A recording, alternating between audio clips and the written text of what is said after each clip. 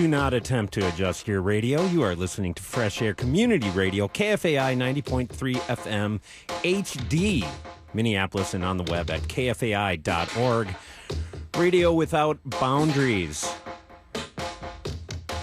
It's 2 p.m. Monday. It's a time slot without a show.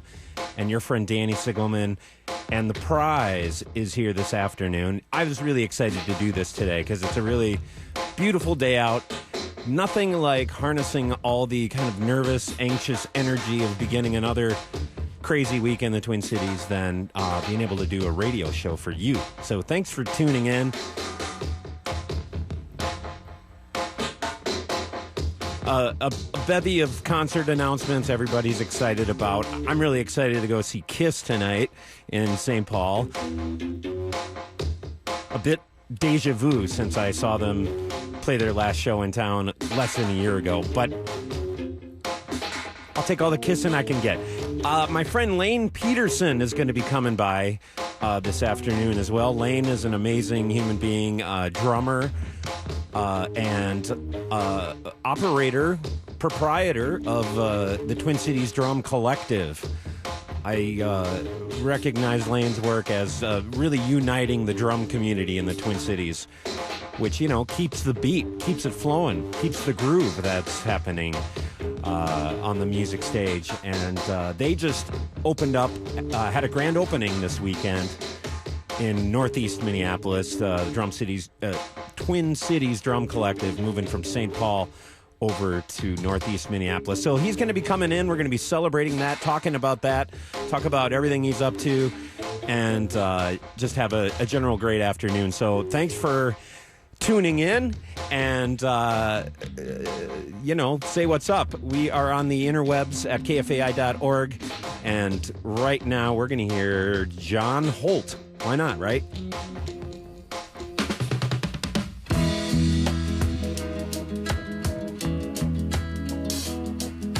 I'd like to run away from you, but if you never found me, I would cry. I'd like to break the chains you put around me, but I know I never will. You stay away and all I do is wonder why the hell I wait for you.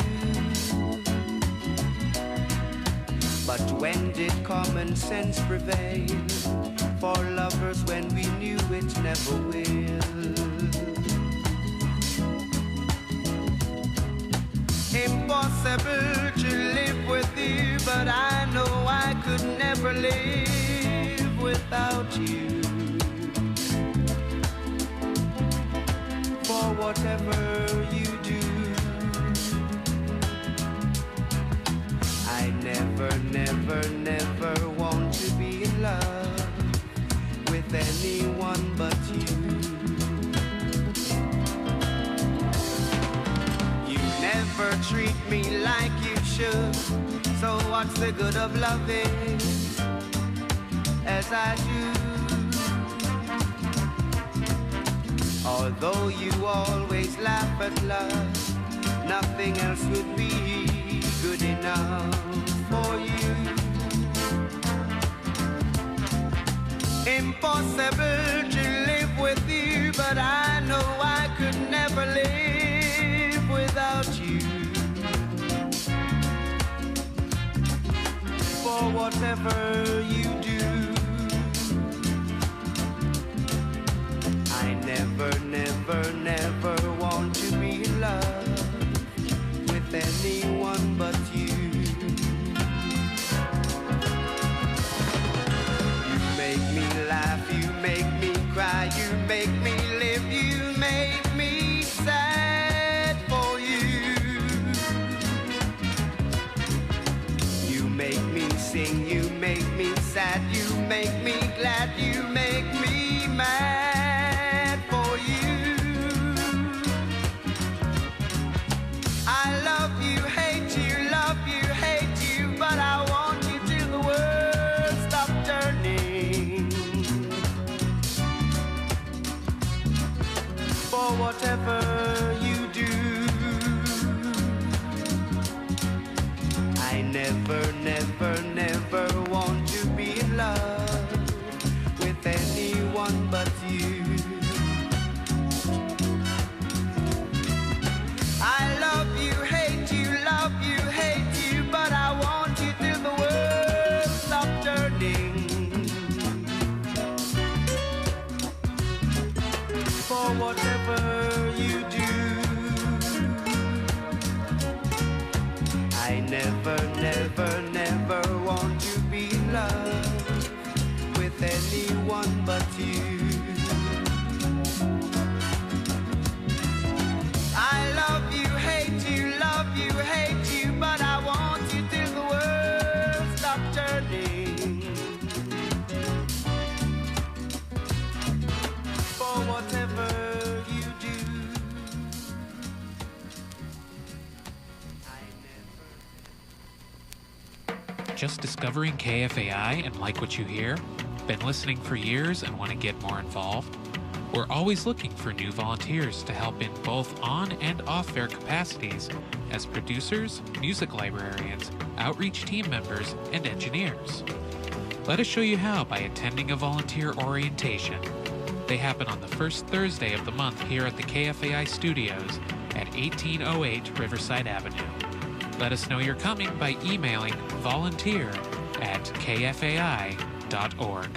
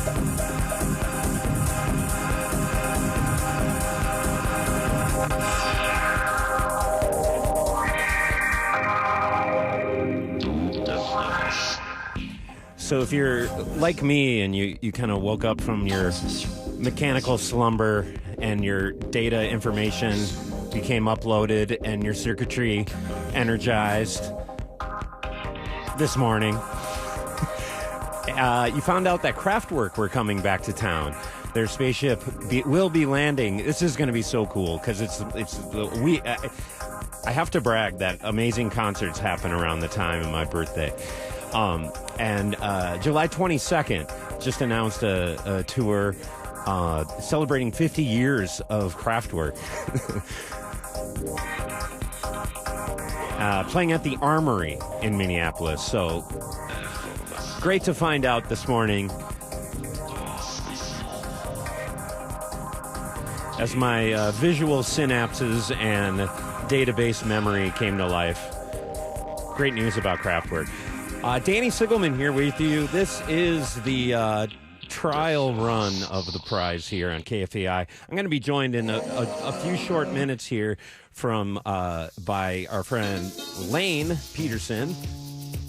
He of the Twin Cities Drum Collective, big part of the drumming community here in the Twin Cities, and a fantastic drummer himself, most notably with Dillinger 4.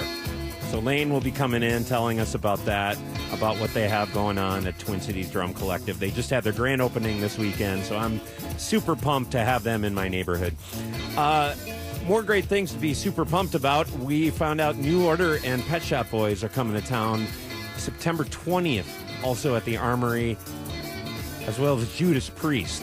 Somebody in the booking department at the Armory has been working overtime, I have a feeling. Hey, it's practically summer outside today. It's just beautiful. I'm happy to be here with you this afternoon. I'll be here until 4 o'clock. Lane will be joining us shortly. Right now we're getting into disco jazz, 1982. From her record Disco Jazz, it's Rupa.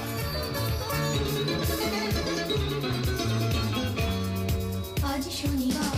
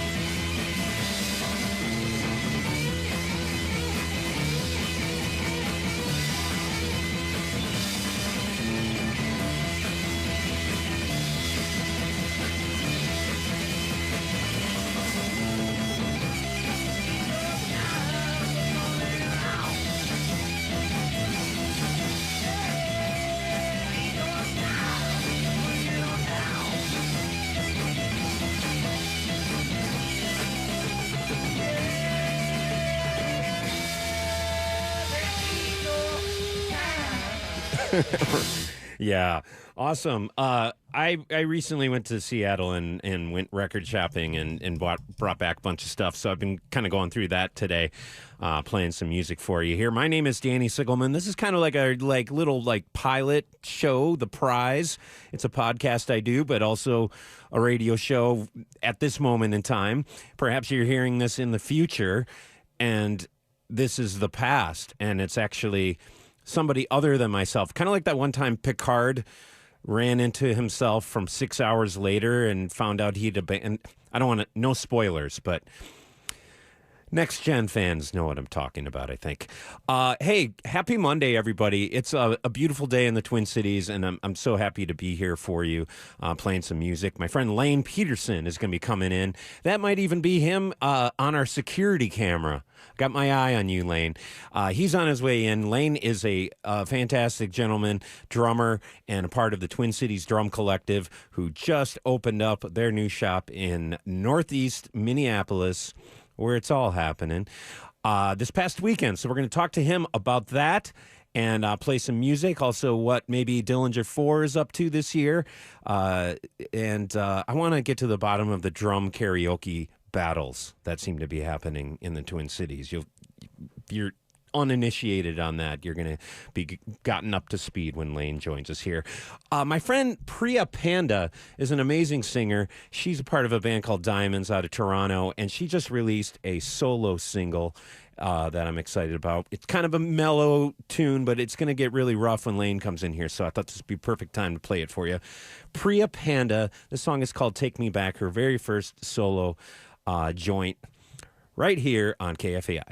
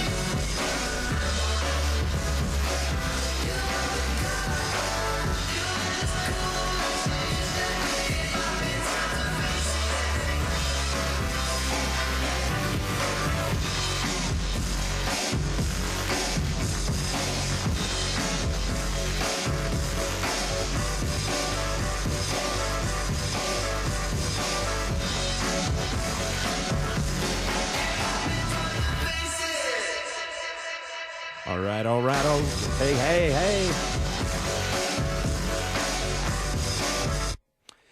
Yeah. not yet, David DLR. All right. Van Halen is here. As is Lane Peterson. How are you doing, Lane? Hey, man, I'm doing great. Thanks for having me, Danny. It's really frazzling. You know, I think as a drummer you can relate the chaotic nature of trying to like maintain something steady, kind of for everybody to latch onto, but yet kind of literally like drum up that chaos. I think it's a drummer thing. Well, you know, here's the thing also, unless you're like Kelly Keegley, you know, you're not used to having a microphone in front of your face, right? You know, unless you're one of the very few like singing drummers. Of course, I was talking about the drummer for Night Ranger. Yes. You know, so we don't necessarily have a lot of face mic time, you know, to really work it out. Well, I'm just feeling today, I'm kind of like doing this radio thing, and it's I enjoy the aspect of like encompassing the chaos and kind of like compartmentalizing it and showing the audience the finest version of what's kind of all around me. And I think that's what a radio DJ ultimately a DJ in general does, but I think especially a drummer does that. I mean, we just talked about, first we should introduce Lane. We're getting really ahead of ourselves here, but we could go on and on. Lane Peterson, drummer extraordinaire, and are you the owner or co-founding part? What's your role with the Twin Cities Drum Collective?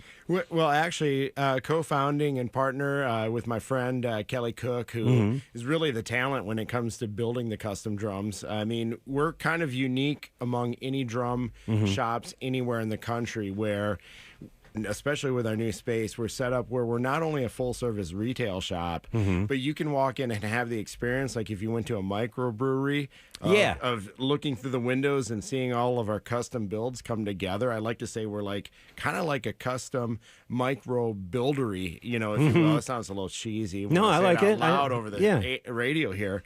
But, you know, it's that whole experience of being able to like have like the sight, the feel, even the smell. People coming into the new shop and going like, oh man, it's so great how it smells like wood in here. And, you know, it's just different from what anybody else is doing. And yeah, I thought you smelled pretty good when you came in here this morning. Well, you know, during this time of day, you know, things can turn south quickly, but yeah, and you know, a lot of folks know Lane as the drummer of Dillinger 4, and as still a drummer. How long? Dillinger 4 is like over 20 years running now. Oh man, you know, we actually just did our 25th anniversary show in the main room, and you know what? I think we're older than that actually. You know, we're usually a little slow to make things happen. So you know, I know when we were 21 years old, we were actually 22 or 23. We just hadn't gotten around to it yet. You know, so you're kind of advanced. It's like dog years. Is that what is it? Work out as? I can't even do that math in dog years, but we're very old. So you know, you have a very all sorts of things that you do. You mentioned you're a mental health specialist. Or is that the proper? Well, I'm a clinical psychologist. Clinical psychologist. So I own mental health clinics. I specialize in a type of therapy called dialectical behavior therapy. So, you know, we work a lot with people who might otherwise be spending a lot of time in psychiatric inpatient care, people who struggle a lot with urges around suicide, self-injury, substance use behaviors. Wow. And, you know, it's an intensive population, but it's a really rewarding group of people to work with because we teach them life skills so that they're able to, instead of bouncing in and out of the hospital, be home with their families and living their lives and functioning better. So it's really great. So, so I do that. I've written books in the field, and I do a lot of traveling and doing training of other therapists around the world, really. Wow. So yeah, I do that. I do Dillinger 4. I've got Twin Cities Drum Collective, and I just learned today that my daughter, who is about to be 13, is going to be adopting a couple of guinea pigs. So, wow. So there's no, you know, big day at the Petersons. Yeah, I mean, life never stops. Yeah, right? I mean that's a really cool yin and yang between being in the punk band and doing your line of work like that. Would you say? And you kind of mentioned before how that work has kind of inspired the drum collective. When did the Twin Cities Drum Collective start? Well, we've been around for a couple years now. Yeah, really in St. Paul. In St. Paul and South St. Paul, actually, which St. is Paul. important because people don't even, unless they live there, don't even have a template for where South St. Paul is. I think the only reason I ever went there was to go to the drum store. Well, we appreciate you making the trip. Yeah. You know, people say about New York, if you can make it there, you can make it anywhere. And I say that about South St. Paul. If you can make it there in South St. Paul, man, Right you move on. up in Northeast Minneapolis. And, you know, now you're cooking with gas or whatever the phrase is. And was the plan to always move eventually, or just kind of an opportunity popped up? How did that progress into what's happening? What happened this weekend? Which, by the way, congratulations! Thank you very much. I mentioned before Lane came in here. The Twin Cities Drum Collective now open in Northeast Minneapolis in the Thorpe Building. That's right. Yeah. And is that the same building as Tattersall? And It is, yeah. You know, we're really lucky to have neighbors who are creating, who are artists. So there's Tattersall,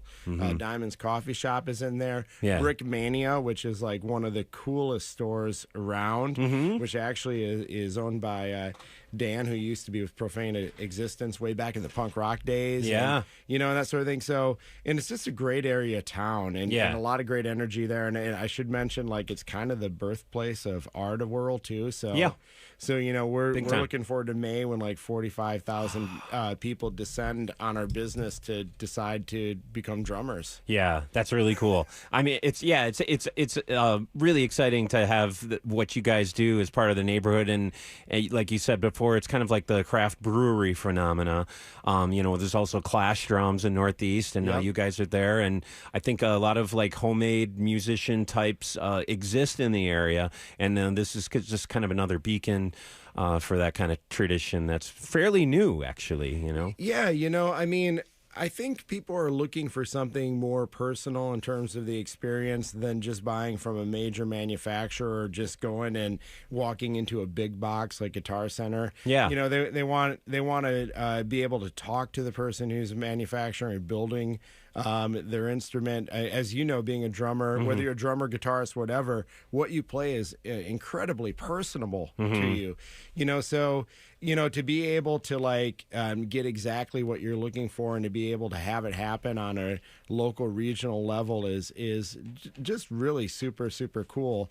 And, you know, I do kind of liken it to the whole microbrewery kind of thing where, you know, certainly there are still people who are drinking Bud Light and, you know, Coors or Mick Golden or whatever, but you're seeing more and more of these microbreweries who are shaving off what they're doing, you know, shaving off from the major manufacturers because what they're doing is more special. It's a better experience. Yeah, and you know, it was like a point in time, like the shiny object was to like go to some big bar at a mall somewhere, and there'd be neon lights everywhere and huge television sets. And now you go to a mall, and they're trying to encompass this like kind of craft brewery vibe. It's so like the mainstream's kind of like imitating what was taken away from them by the more micro breweries. And you know, I can't say I've been to Guitar Center anytime recently. Are those stores kind of fading away? Is the community kind of responding to more kind of homegrown punk rock ethic and that kind of thing?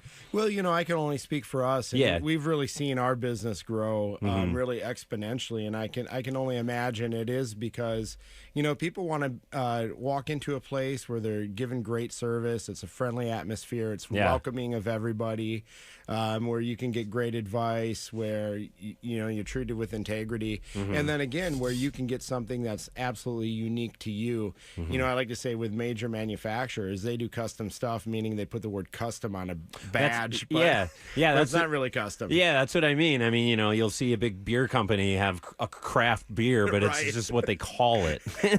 Right. You know, it's coming out of the big vat of Duff and Duff Light and Duff Special, right? All going into the same can. Yeah, and you know, I think the community aspect is key. And like you said, the artist community in Northeast Minneapolis, the perfect home for Twin Cities Drum Collective, and so much of what you do. And you're kind of like shipping all over the world, or where you know people are finding out about this stuff via kind of your own, just your shop in general. But you have. Are there catalogs that sell your gear? Well, right now we've been selling more directly. Yeah. But we've shipped to South Africa, to Switzerland, to Germany, different places around the world. And it's kind of amazing how what you do gets out there organically. And that's been the whole everything of what we've done is like build it organically. Yeah. We don't have a board of directors. We don't have like a marketing agency. I mean, literally Kelly and I sit down and we go, what's going to be cool? Let's do what we think other drummers would be into. Yeah. And so it's been a real kind of follow your own heart, follow your own inspiration. Yeah. Kind of thing. And I kind of believe that if you put a lot of love into what you're doing, then success follows. You got to be in it for the right reasons. And I tell you what, owning a drum shop and making custom drums is not a rich quick scheme by any stretch of the imagination. Yeah, and we'll talk about it some more. But Dillinger 4 is still active, and is there some news? Should we give a little tease? Is there any big D4 news coming up that we can maybe mention after we play some music? Yeah, yeah. Well, I'm kind of putting you on the spot. You know what? The biggest, smallest news actually is that I've lost 30 pounds. Whoa, that's like the biggest. That's the huge. biggest weight swing in Dillinger 4. Wow. In years and years. I remember one time we got on an elevator in Japan and we just heard like a loud buzzer. It was just the four of us, a loud buzzer, and the elevator didn't move. We were like, what's going on? And he hit the button again and a loud buzzer. And we figured out that the four of us were actually overweight for the elevator. Oh, wow. So, Yeah, well, congratulations. I mean, you're so busy. It's not a surprise you'd not, maybe well, burn Danny, off. I was a little bit hurt that you didn't notice right away. I usually see you sitting down, so, and the drums are in front of you. It's hard to tell. So I'm really pumped because, I'm a big Kiss fan. And Kiss is in town tonight with David Lee Roth. Do you get out much to see other music? Oh, you know what? I live vicariously through Billy Morissette, who just saw David Lee Roth out in Las Vegas. Oh, that's right. Yeah. And man, he loved it. He said it was great. And I mean, who doesn't love Diamond Dave, right? Yeah. And we were just talking about David Lee Roth before we got on air and trying to decide what kind of song to play, whether a pure David Lee Roth or going with a classic Van Halen tune. We can always do both. We can do both. We can do both. Yes, and if you had to pick like a David Lee Roth song, like from his solo era, like what's your favorite? Oh my gosh, you know what I mean. You want to think about this that? This is a low hanging fruit, But I would say Yankee Rose. Yeah. I mean, obviously it was the first song he came out with, right? And being a drummer, like I think about Greg Bissonette, who was playing in his band at the time, and he had this like full on like spandex bodysuit that he played in, which I've been thinking about just wearing a spandex bodysuit. You are slimmer now. Now that I'm slimmer, and looking better, just kind of flaunting it a little bit. Absolutely. Like he did. And of course, being a drummer, Greg's a serious educator and that sort of thing. And when I've seen him, I've always wanted to ask him about the bodysuit. And I think next time I see him, I might do that. We'll invite him to the shop. Invite him to the shop, and what we should do is see if he still has that bodysuit that we can kind of like put in a special frame to hang up on the wall, because we're kind of into cool memorabilia too. Yeah. You could kind of have a museum aspect of to the shop that might evolve each time somebody comes to town or something. Absolutely. Yeah. All right. Well, let's get to some rockin'. I know if Billy's out there, this goes out to him, and we'll come back and talk to Lane some more and all about his. Things going on in Northeast with the Twin Cities Drum Collective. This is we're going back to what year was Fair Warning? 81, right? 1981. And did you ever see Van Halen live, like in any incarnation, or only on video? Right. No. Yeah. No. Yeah. I wish I could say that I did. Yeah. And not even Van Hagar, huh? Not even Van Hagar. Which I mean, they had a couple solid albums, and Oh yeah. As long as you're not in the Gary Sharon camp of Van Halen, you're probably okay. I even go there. I really do. No, that's a place I've never gone. Well, we might have to do that too. All right, we'll be right back with Lane. Here's some.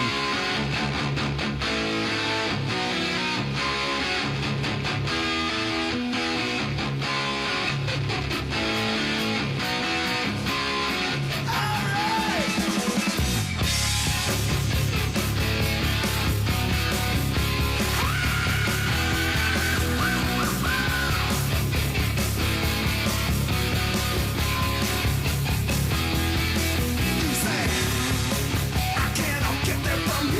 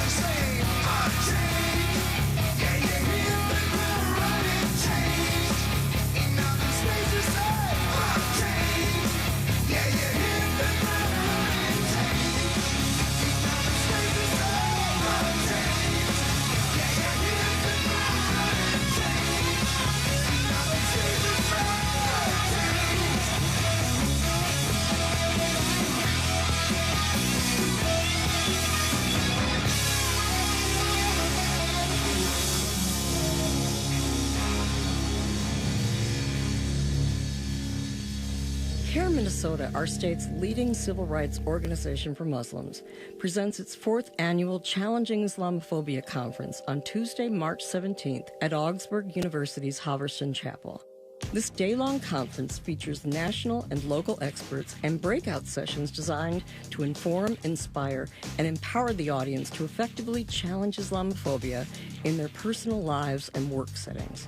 Tickets are available at caremn.com or call us at 612-206-3360 for more information or sponsorship opportunities.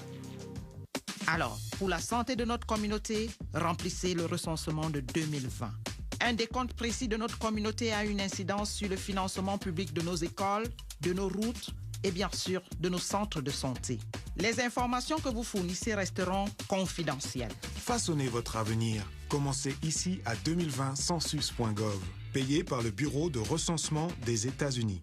I think we can all agree that good health is precious. So for the health of our community, complete the 2020 census.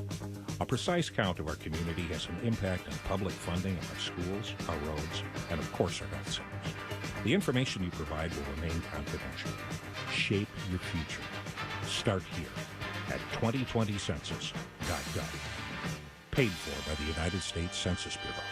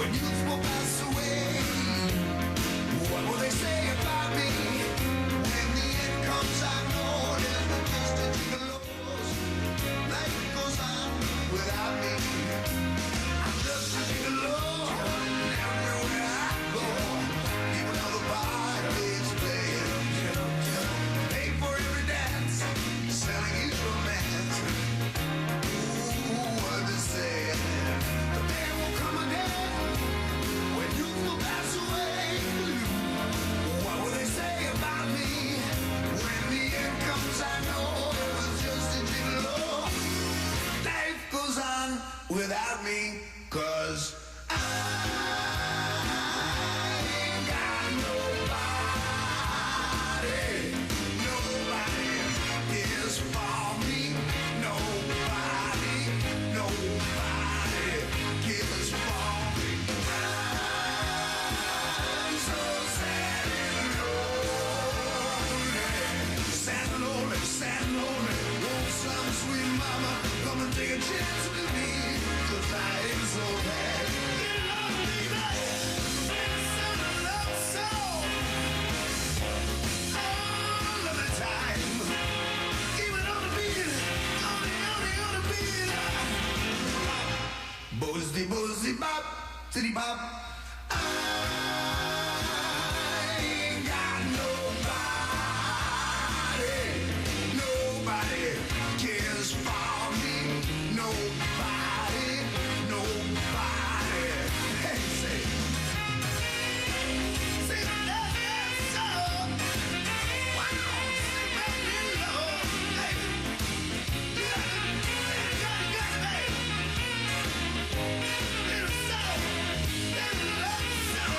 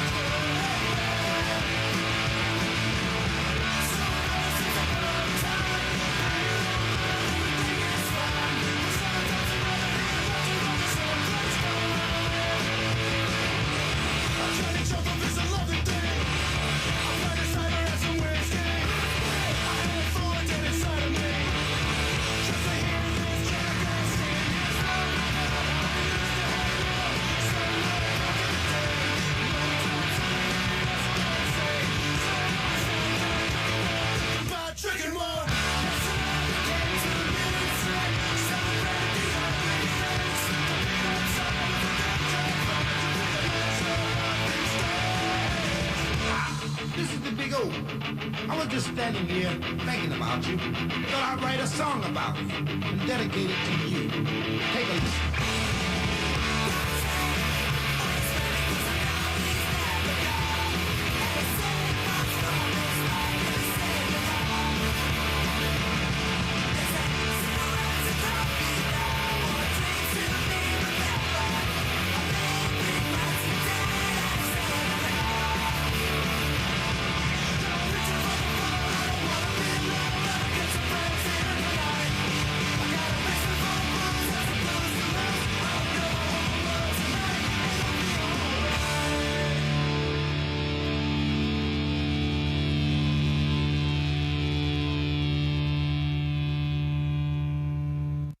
All right. You know, the fade on that song is almost longer than the song itself, I think. Well, we're known for that. Absolutely. That's kind of your thing?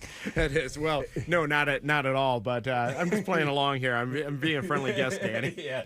So Dillinger 4, our friend Lane Peterson of Dillinger 4 is here and representing all sorts of things, but notably the Twin Cities Drum Collective, which just had their grand opening this weekend in Northeast. How did that go? Oh, man, it was fantastic. I mean, we saw about half of our longtime friends who have been frequenting our shop for some time, and about half of new people who are, been ready and waiting to kind of check us out. You know, they were a little bit afraid to make it over to South St. Paul because, there's a psychological thing about crossing a river, and I think that it might be like biologically predetermined that people are afraid of crossing natural boundaries, Yeah, what is that? Should we talk about that? I mean, there's somewhat of a friendly rivalry between, Minneapolis and St. Paul, especially with bands. I think that was kind of a thing for a while. Yeah. For a minute, maybe. But I think for me, it was just so far. I just didn't find myself in that part of town necessarily. But obviously, you had your sights on Northeast, and at what point did you kind of decide that was going to happen? Well, we'd been over there in South St. Paul, and I opened up over there thinking we were going to be a destination place, which we are, and definitely we had our passionate following over there. But, at some point we outgrew that building there and it was time to go somewhere else. And, truth be told, it wasn't like we had our bullseye on Northeast, like this is where we're going to be. Right. But trying to find a place for a custom drum manufacturer and drum shop it's a tall order. There's a lot of drum shop discrimination out there, Danny. Is there? Yeah, you contact a person, you go, hey, your place looks really great. I'd love to move in, and I've got a briefcase full of cash. I'm ready to go here. And they go, oh, what kind of business are you in? Well, we're a drum shop, and we build drums. Oh, it click. Wow. Yeah, the noise. Yeah, and how does that work with your neighbors? How, having not been in the space yet, how are you isolated? Well, we're really fortunate, and sonically, we're really fortunate that we've kind of have our own little standalone space in that building with our own exterior entrance. So that's really cool. We definitely did some sound abatement on the wall that would be, adjacent to the hallway to the interior of the building. And of course we're thoughtful. Where it's not like a 24/7 jam. We love our neighbors and want to be respectful of them. But that idea that like a drum shop is like constant noise is a little bit of a myth too. Actually, yeah. So something I'm really interested in is kind of the life from tree to drum. At what point does the Twin Cities Drum Collective get the materials? Like, are you actually getting raw wood and carving out shells? Like, I don't know enough about the process, but maybe talk a little bit about that and how is a drum made at Twin Cities Drum Collective? Well, Danny, it all started when I was a boy and I learned how to whittle. Yeah, pocket knife. You've been whittling your whole D4 for 25 years, but whittling was like 20 years before that. Absolutely. Yeah. So everything we make is whittled from. No, I mean, that's a great question. And actually, I'm really, really amazingly proud of how our drums come together. So the first thing is, Kelly and I really put a premium on wanting to be as Minnesota made as possible. Yeah. So where we start is by getting raw shells from Nordic Shells, which also happens to be here in the Twin Cities, and they supply shells to major manufacturers and all kinds of custom builders, and it's just amazing that they're in our backyard. Yeah. But where we have a really special relationship is we can walk into their factory, and a lot of times, for example, we'll get specialty veneers that Kelly will source, that are totally non-standard, non-stock somewhere, completely unique, and we can go and say, hey, we want this veneer laid up on a 6-ply maple shell or whatever we want the base of the shell to be.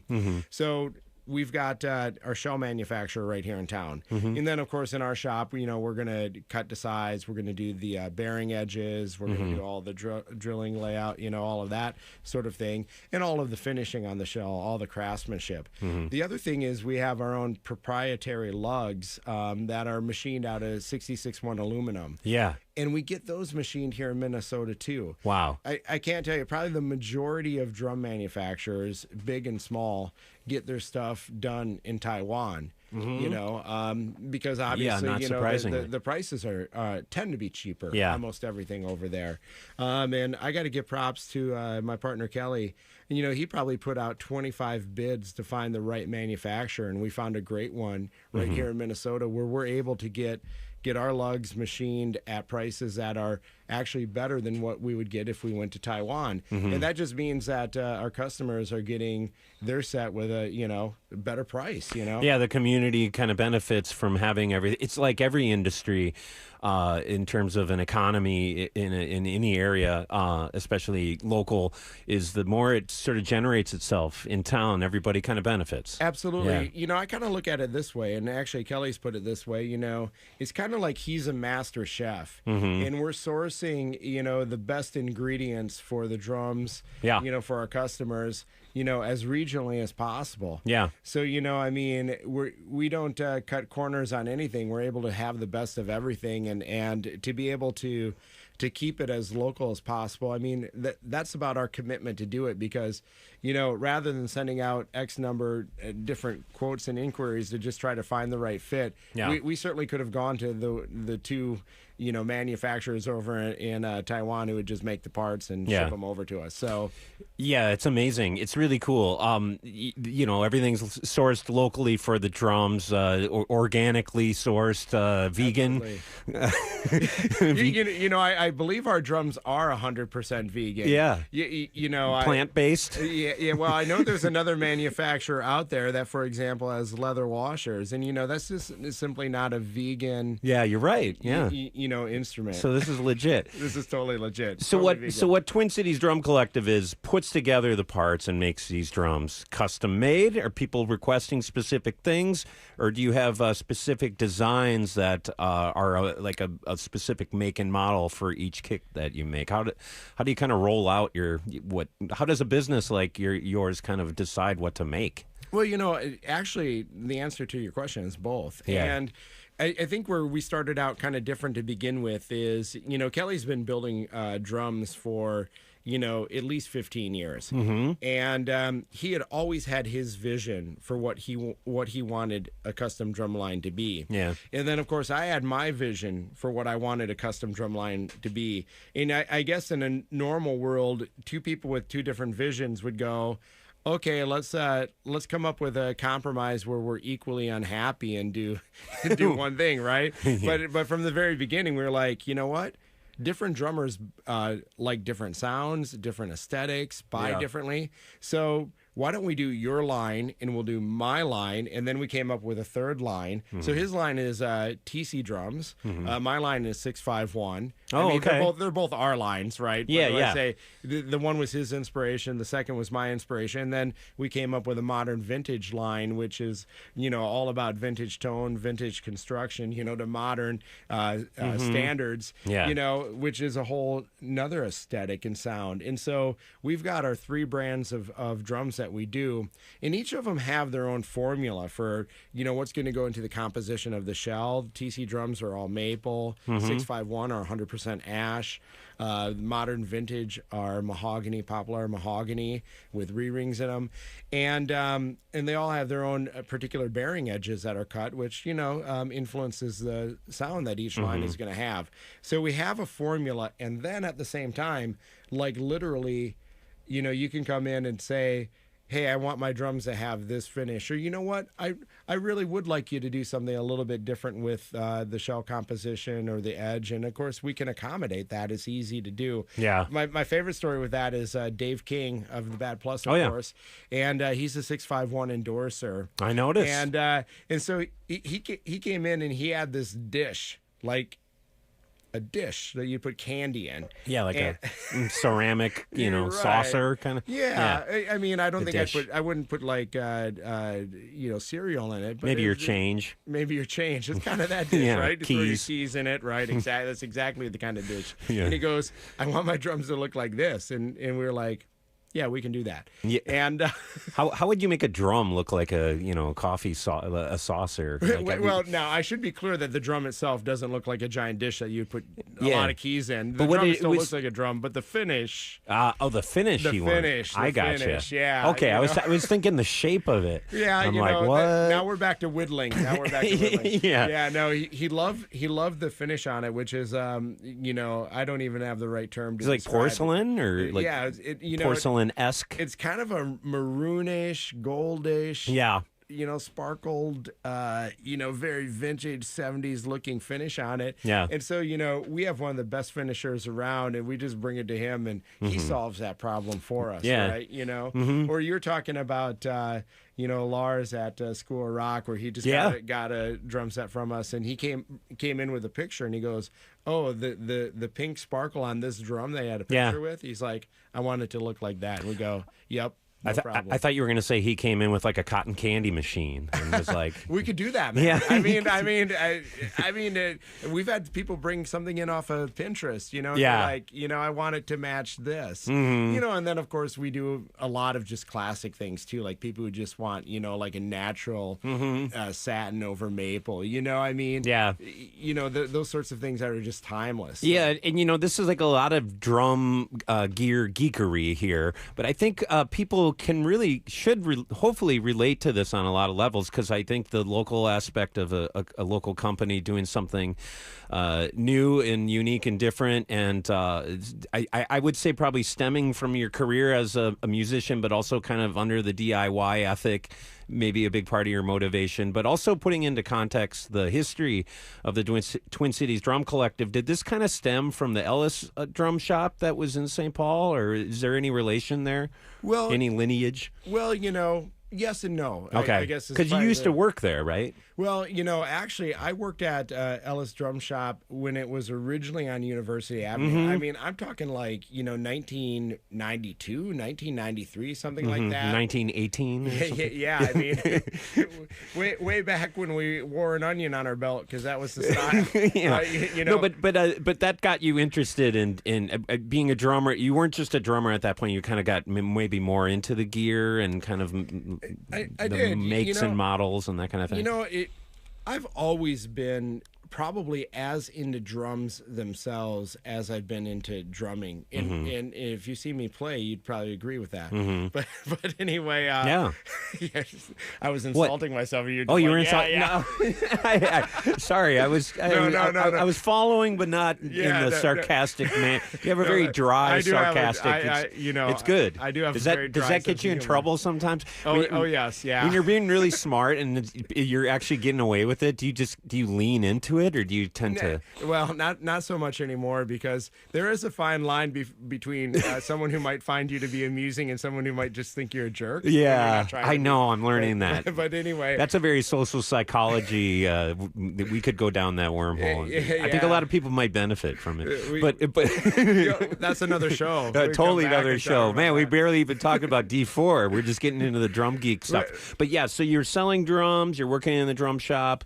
And eventually that, was it Tim? Was he the owner? Tim Ellis? Well, he owned Ellis Drum Shop, Yep. In St. Paul all of those years. And it was Yeah. a really great drum shop. Awesome. A lot of us have really fond memories of that place. Mm-hmm. And, just kind of the brief history is, that drum shop had been gone for a number of years, actually. And I'd known Tim over the years, not super close to him, but, we were definitely, Yeah. acquaintances, Facebook plus. friends? And well, I'm not really on Facebook, so I can't say that. Yeah.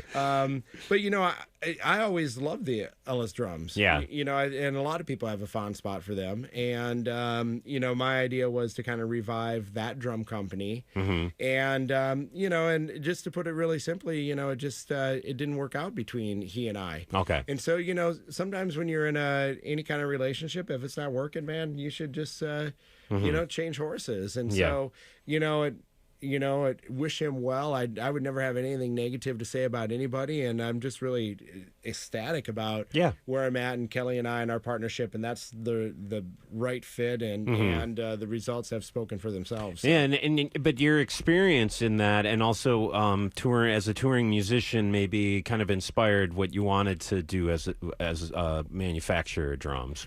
Yeah. Absolutely. There are certain aesthetics about drums that I like. There are certain things following drum companies over the years that I think these ideas in construction and manufacturing make a lot of sense. These other ideas are like marketing ploys or gimmicks. And Kelly, obviously, being the craftsman, is much the same way. Yeah. And we really wanted to make no-nonsense drums that, of course, we can make as dazzling and amazing looking as a person wants them to be, or as timeless as a person wants them to be, but with an emphasis on this idea that these drums are made for people who are players. And when you're a player, your main consideration is I want drums that sound amazing, that are easy to tune, that are lightweight.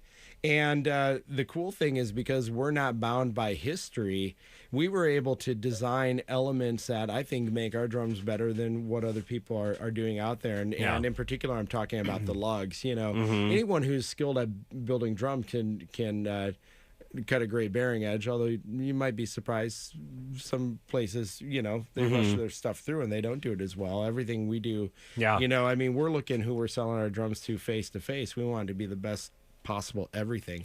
But our lugs, to get back to that, were designed to be superior to traditional die-cast lugs that are all on all the legacy brands, where they don't continue, like Ludwig and Gretsch and DW, which are all fine drums. I like all those drum companies, but they continue to build their stuff the way they do, not because a die-cast lug is better, but because that's what their brand identity is. They're married to it. Yeah. And because we weren't married to anything when we began manufacturing our drums, there were certain things where we were able to say, let's do it better. Mm-hmm. Yeah. I get really philosophical. I teaching the youth how to play drums has been a kind of new endeavor for me in the last 6 months. And I get excited about the philosophical aspect of it. And I think being a drum manufacturer, you might kind of think of it the same way. I tell the students that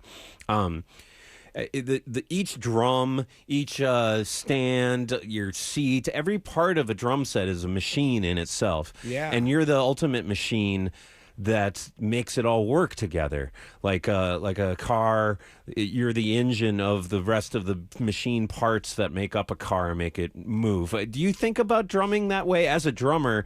Do you think differently about drums than you do as a drum manufacturer, or do you kind of adopt the same sense that it's?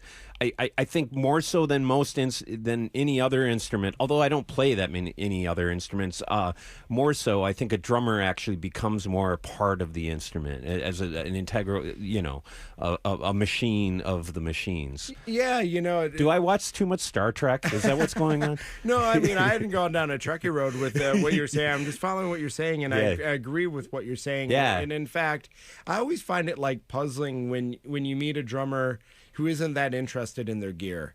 You know, Yeah. to me, that's like meeting someone where you go, man, what music do you like to listen to? And they go like, I don't know. Whatever's on the radio. Right, Yeah. right. It's whatever. I'm like, really? Yeah. So, first of all, whatever you play to me ought to inspire you. Hopefully you're bringing your own inspiration to what you're doing. But every now and then you got to look to your instrument and kind of go like, hey, man, lift me up that little bit. So number one, to me, like, whatever you play ought to, like, invite you to be a part of it. But then, yeah, to your point, I mean, man, it's like levers and fulcrums and the relationship between, what you're playing, which, all drummers are different. Some drummers love smaller drums. Some drummers love bigger drums, Yeah. how we set them up, all of these different things. And so that's, just even on a granular level, that's part of what we do too, is like come in and go like, well, what are you looking for? What kind of stages do you play on? Big stages, little stages? Yeah. What kind of car do you drive? Can you fit the drums you want in your car? I mean, I did a gig this weekend. I didn't bring a rug just because I thought it was a festival and they're going to have everything. They're going to have a drum rug and stuff. Right. And I suffered. It was so miserable. All my drums were moving around. It amazes me when a drummer, especially a younger student, just sits down and plays and doesn't like adjust anything or move anything around. It's kind of like that comfort level that's necessary to really execute what you're trying to do as a player. Oh, yeah, man. I mean, for sure. And I got to give a shout. And I was going to say, and that kind of stuff is important to teach right away, I feel. It really is. I got to give a shout out to, a couple drummers who showing great support to us and who I think are amazing and great teachers. I'm sure Gordy Knutson and Dave Stanek and that's where like guys like that begin with drummers, is just sitting down going like, sit in front of the drum set and let's see how you relate to the instrument. Let's see what angles the drums are set up at. Let's see how tall you are. Where you setting the height of your throwing. What's the fulcrum look like with how you're holding your stick? Okay, here's a fulcrum, there's a fulcrum, and I'm motioning here, which is great for people listening on the radio. You can just envision me waving my hands jazz wildly. hands. Yeah, jazz hands, happening here. But actually, it wasn't that long ago that I just went and did like a 2-hour tune-up with Gordy, because it'd been a long time since I sat down with someone, and just for 2 hours, that's all we talked about was the relationship between me, the drummer, and the instrument. Yeah, and just on that conceptual level, and then of course putting it into action. It was a game changer in terms of just refining what I was doing. And so it kind of coming around to it, a lot of times people think like, a lesson is all like, well, you're learning a huaracha or samba or, a jazz pattern or whatever, and you're sitting down and like working on a rhythm or working on drum fills or something like that. And I think more important is sometimes just sitting down and working on your relationship to the instrument itself. Yeah, absolutely. Yeah, it's huge. And I tend to enjoy the aspect of vintage drums and kind of like working with what's there. And I kind of like to sometimes think I let the drums play me a little bit, because you kind of like got to figure out how to make it work the best way. Yeah. Especially when they're running away from you on stage. But being able to kind of pinpoint what you need and being able to kind of create it, that must have been really exciting for you when you first started doing it. It is. Great built drums, first of all, should be easy to tune. If you can't tune drums, so many drummers can't tune drums, and they go, oh, there's something wrong with me. I don't know how to tune a drum. No, that's the drum. Yeah. Drums are well built, should be super easy to tune. And then to your point, you playing the drums playing you. It really is about that. We don't like to use the word synergy because it's a very cheesy word. No. It really is about that commingling energy that you have between you and your drums. Symbiosis, right? Yeah. There you go. And when you're playing exactly what you want, whether it's the size of drums that you want, whether it's the head selection, all of these different things that we can help people with, that the dude who works in the keyboard department at some other big store probably isn't going to help you out so much with. Yeah. It's gonna make a difference in your playing.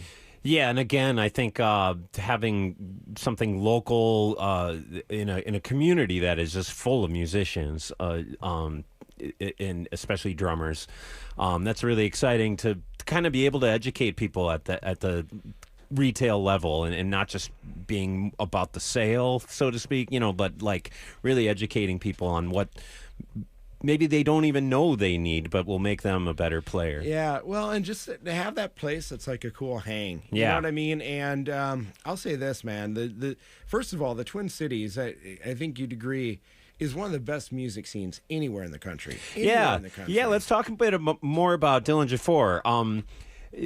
What you're saying? How has the band stayed around so long and been able to kind of maintain the energy? I mean, you said before you don't get as crazy as maybe you did when you were much younger, but I think the Twin Cities is like, I think of Dillinger 4 as kind of the penultimate Twin Cities band. I mean, everybody talks about the Replacements and Prince or whatever, but Dillinger 4 when you said you've been together for 25 years, that amazed me. And what's your feeling about the band? Like, what do you get from it? What's I mean, we could do 2 hours on the band itself, but what's the pride that you and the rest of the band kind of have? Oh man, you know what? I guess my first pride is that I love those guys like they're my brothers. Yeah, and I think they'd say the same thing on most days anyway. Yeah, about me. But I'm sure you've seen this too. We've seen this with so many bands where they're trying to strive for something, or someone's got to have a bigger ego than someone else. Yeah. Someone has to feel more important than someone else, or it's about the next big thing or the next big offer. Mm-hmm. And, we've never been about that. We've always been about just doing what we do. Yeah. We've turned down things that other bands would, claw each other's eyes out to try to get. But, if it didn't seem like a cool thing or something that we wanted to do, we just passed on it. Yeah. And, it's one of those things where all of us have egos. I did a drum clinic at School of Rock, I was telling you, and a big part of what I was trying to get across is that to play in a band, you need to have confidence. You need to have an ego to get on stage and do what you do. Yeah. But you should never put your ego in the driver's seat. Mm-hmm. And so many bands end up imploding because someone's got to put their ego in the driver's seat. Mm-hmm. Someone's got to be more important than everybody else. And that's just never been our thing. And so we've always enjoyed being together. If someone's been a fan of D4, they know that there have been shows that have been better than other shows, to put it diplomatically.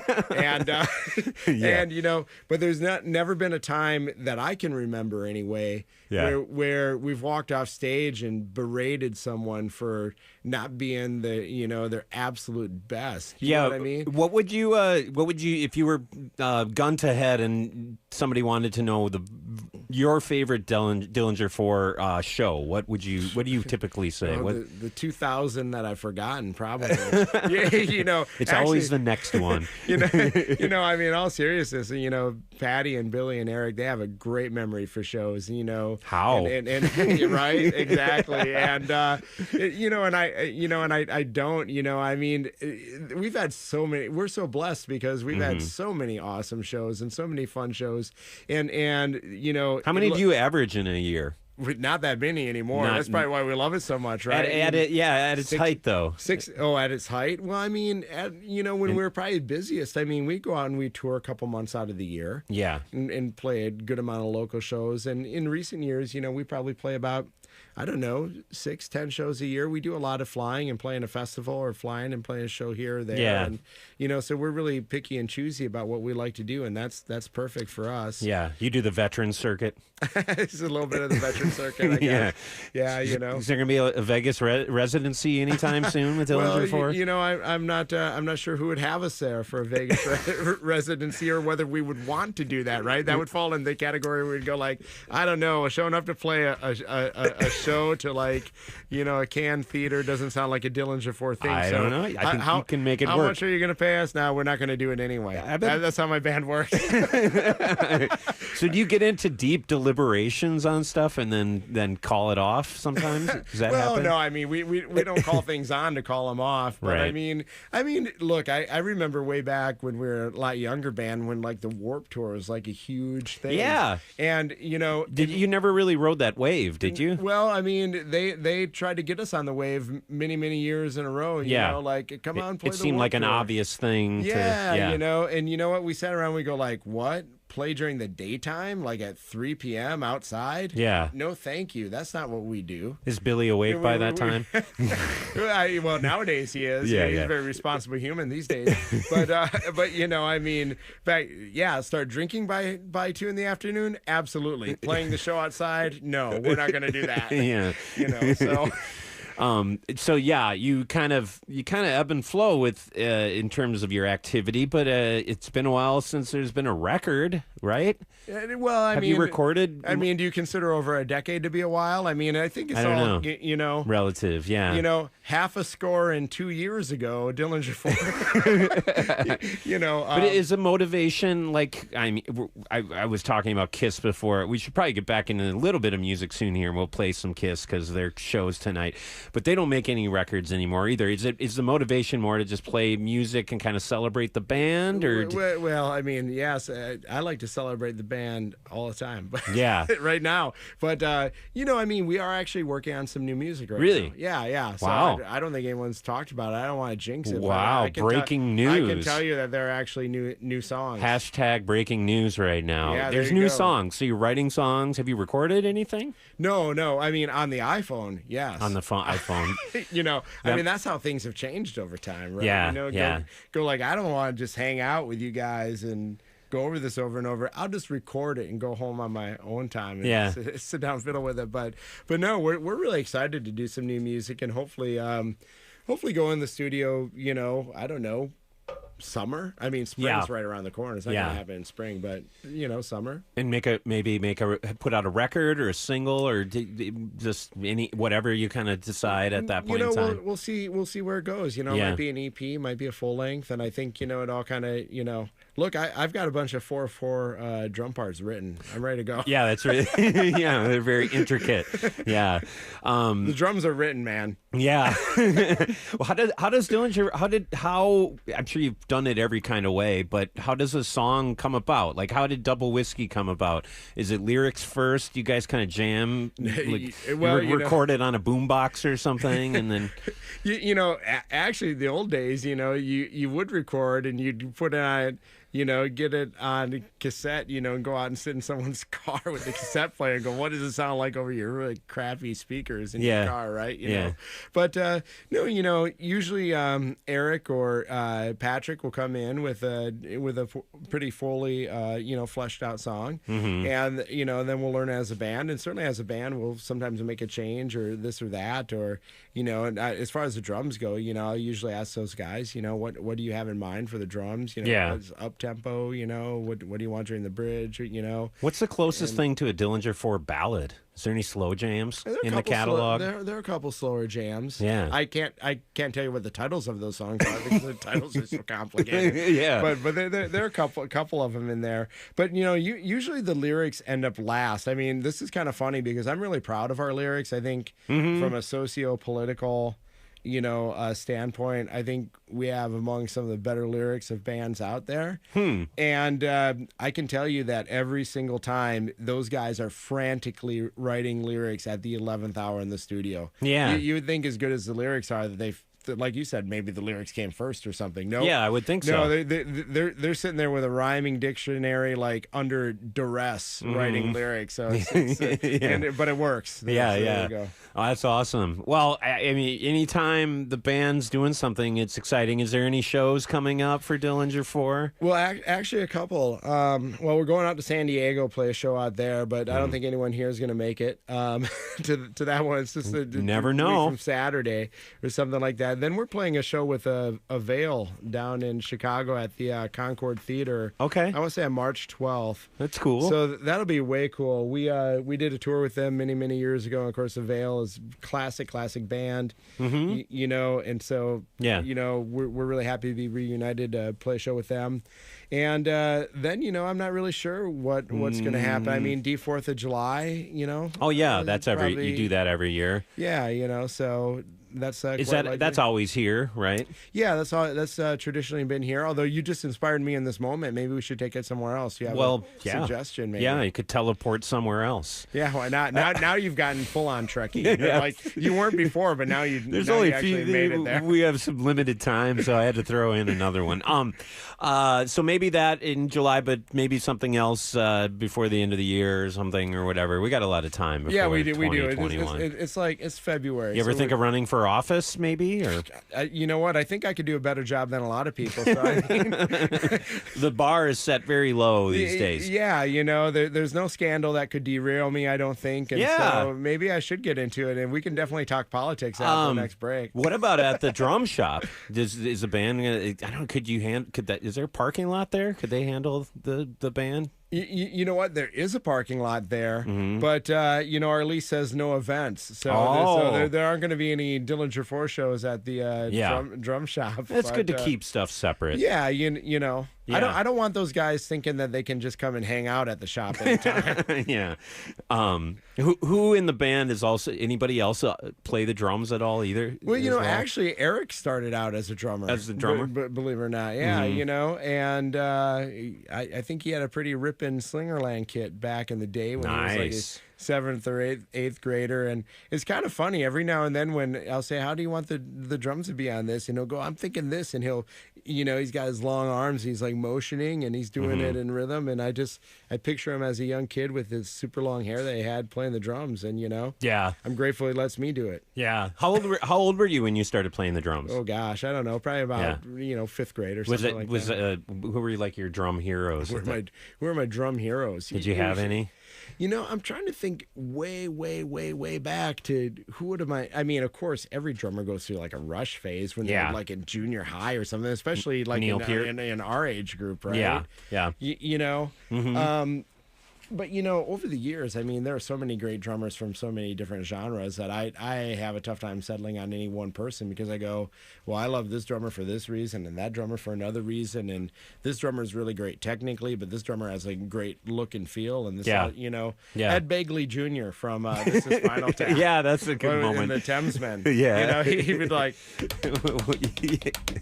you know, I mean, you had to see that. It was really good if you were here to see it. Oh, they know the scene. They Most know the people scene. know that. Yeah, you know. Is that give me some money? Give or- me some money. Yeah. There you go. I mean, we'll have to pull that out. All right. Oh yeah, we got to play that one. Let's play a couple more records, and then we're going to sign off soon. But we're talking to Lane Peterson from Twin Cities Drum Collective. They just opened this weekend, and I'm really excited about it. And I'm sure most drummers in town are as well. So, Kiss fan? Were you ever a Kiss fan? Oh man, you know, Yeah, I Peter remember Criss. Peter Criss. I told a Peter Criss story the other day because it's Eric Singer who's on the road with him now. Am I right Yeah, about that? yeah. So I saw Kiss a number of years ago where Peter Criss was playing with him, and I got to say, man, that guy was a real tapper. And you know, when you're in a stadium, you like to see someone's arms move. Now, I'm not all anti Peter Criss. I think he's amazing, and Yeah. Beth is my favorite. That's Kiss your song. that's your slow jam. Yeah, but he's on the piano. It's percussion. Yeah, those last tours with Peter were rough. Yeah, they were. I don't think it's chop. They're a different machine now, but it's a lot of fun. It's a fun show. I'm excited for tonight. So I thought man, we'd it's gonna be awesome. Play. Oh, you're going? No. No. Yeah. I'm gonna go home and have a Caesar salad for dinner. Yeah, that's a good plan.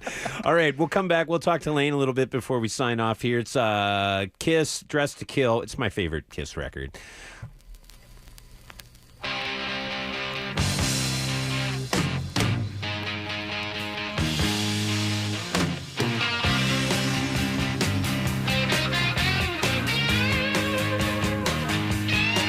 She's a dancer, a romancer. I'm a Capricorn and she's a Cancer. She saw my picture in a music magazine. When she met me, said she'd get me.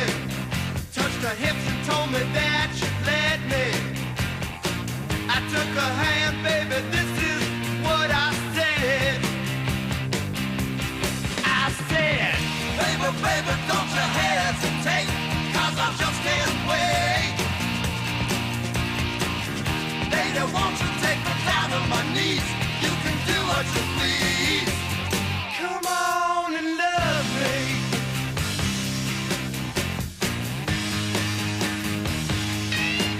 I'm a man, I'm no baby, and you're looking every inch a lady. You're good looking and you're looking like you should be good. You were distant, now you're nearer. I can feel your face inside the mirror. The lights are out and I can feel you, baby, with my hands. So, baby, baby, don't you hesitate, 'cause I just can't wait. Baby, won't you take me down on my knees? You can do what you please. Come on and love me.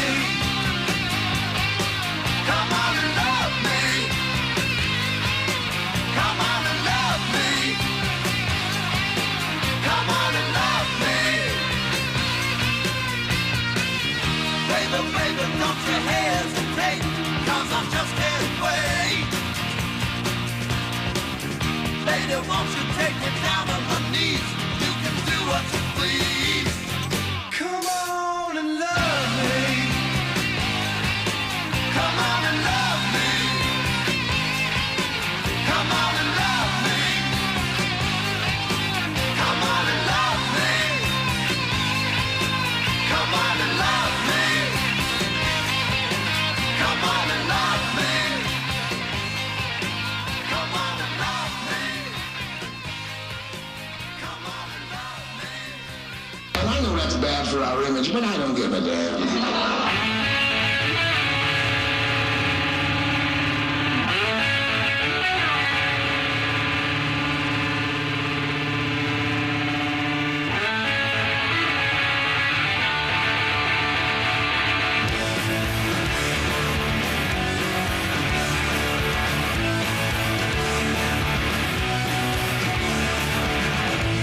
I'm living the summertime, like I read about the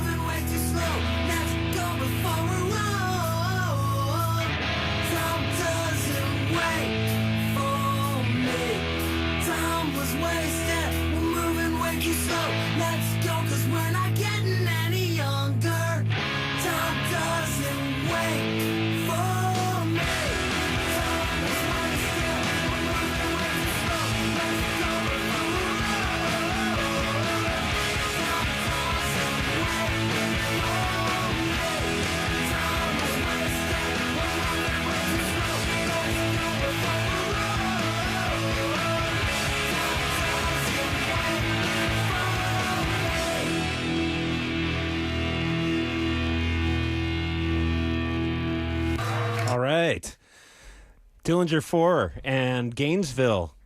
We've been hanging out with Lane Peterson from Dillinger 4 and Twin Cities Drum Collective all afternoon, and encapsulating the chaos of the world for you radio listeners today. Thanks for coming by, man. This is super fun. There was a great story you told about about Gainesville. And somebody does a drum cover of it online. It's always fun to see someone do a cover in one way or another. But yeah, I was telling you about this teenage girl who was covering Gainesville on drums on YouTube, and it was cool. She had a I Love Barbecue shirt, which I'm a big barbecue fan. Yeah, it didn't look like she ate much barbecue, but I love the shirt. But she played the song really, really well. Probably better than I play it. And then during, the part of the song where it's a task set for drums, the drums drop out, she picked up like a container of yogurt and she's, eating yogurt during that break. And I thought, man, that's exactly what I do during that part of the song, but with like a Budweiser. and so, I wrote a comment. I go like, man, that was really awesome what you did. Yeah. During that part, though, to really make it authentic, right? Yeah, real authenticity. Well, that must be really fun to kind of see how your music kind of gets recreated. I'm eternally fascinated by new media and how it represents something from the past in a new way. People are maybe hearing her version of it before the original, in some cases with people that kind of present themselves online like that. Yeah, well, and that actually can be a springboard for people because, when I finally had enough, they're probably looking her up and now she's in the band, right? And that's how you find the new singer for Journey. Yeah, exactly. Yeah. Oh, that's a great example, man. I could go on. I met that guy. We talked tattoos. Yeah, awesome. Yeah, he was really nice. What else? Thanks for coming by, man. This is really fun, and I'm so excited about the Twin Cities Drum Collective, again in Northeast, and they can find, give us your social medias, the Twin Cities Drum Collective on Facebook. Yeah, you can find us, the Twin Cities Drum Collective on Facebook, also Twin Cities Drum Collective on Instagram, and man, it's just a great place to come and hang. You're probably more likely to see Kelly there than me. But, we're full service. So you need drum repairs. Our drum hospital's going to hook you up, You want to trade in to trade up, we're your superpower for that. So, and of course, anything custom. So anything from run-of-the-mill retail sticks heads to custom drums, we're there for you, and we're going to give you the best service of anybody. So. And you're going to be taking part in Art of World, do anything, kind of open up your doors, or just kind of have fun stuff going on? I don't know whether we have like a real gelled plan yet, but we're definitely going to be around during Art of Whirl, and we're super excited to be just part of that energy down there. Again, that's one of the things where we felt fortunate about where we landed because it is, Northeast is the place for musicians, artists, people who make, people who do, and, that's our vibe. So, Well, it's great to have you in the neighborhood, and I'm excited about the future of the Twin Cities Drum Collective and Dillinger 4, of course.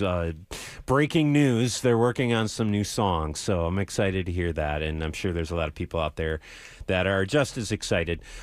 Lifter Puller, I'm sure you're a huge fan, huge history with that band. Any great Lifter Puller stories in terms of that you can share on the air with your years of you toured with them a bunch? Oh yeah. Played a lot of shows together. All I'm great sure. guys, Craig and Tad and Dan Monick, who's an awesome drummer. Of course, he's been out in L.A. for years now doing photography, and actually I saw him not too long ago. Must have been in L.A. I don't remember exactly, right. but probably. Yeah. But anyway, man, no, they were just, they were a little bit different than us musically, and part of what we did when D4 was especially a younger band is, a lot of bands go, well, we're only going to play with bands who are just like us. Right. And instead, like, we played a lot with bands, whether they were crusty punk bands or bands like Lifter Puller or, a lot of times we were just about, like, who's doing something cool musically, who are awesome guys to be with, and Lifter Puller fit both of those things. Yeah. And this recording I didn't know existed. suggested, this is Lifter Puller at the Triple Rock, which is fittingly, we're bringing it full circle here. It used to just be down the street here from us. Absolutely. And I'm sure you spent a lot of time at Triple Rock back in the day. A lot of time. A lot of time. A lot of hours in there. Well, thanks so much for coming in, Lane. And again, we'll see you at the drum shop sometime soon. And we are going to hand over the reins to Bop Street in a moment here, celebrating Mardi Gras. Is it Fat Tuesday tomorrow? Is that the deal? Yeah. And so a lot to celebrate amongst all the kind of craziness and ugliness of the world. And I hope we brought some positivity to your Monday and all the excitement and cool things going on in the Twin Cities musically.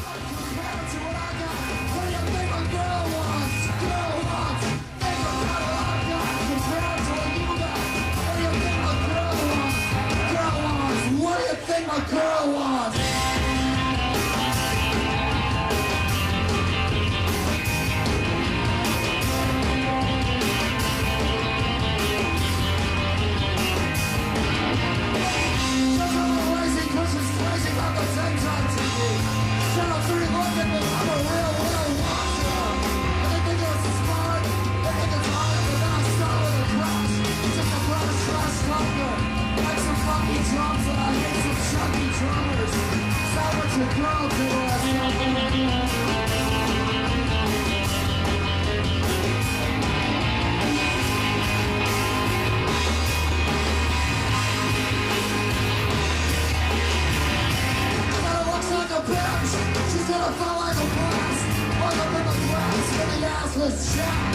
Looks like a blast, she's gonna feel like a bitch. Welcome with your friend in the Indian princess. Bring on the best cuts, bring on the many cuts. Bring on the best cuts, bring on the many cuts. She was burnt on the place in a foundation. She's double down. That's what she said it's great getting high. I want everybody's behind my girl to close your fucking eyes. She said it's great getting high. I want everybody's behind my girl to close your eyes. Think about what you got, compare it to what I've got. Ask yourself, what do you think my girl wants?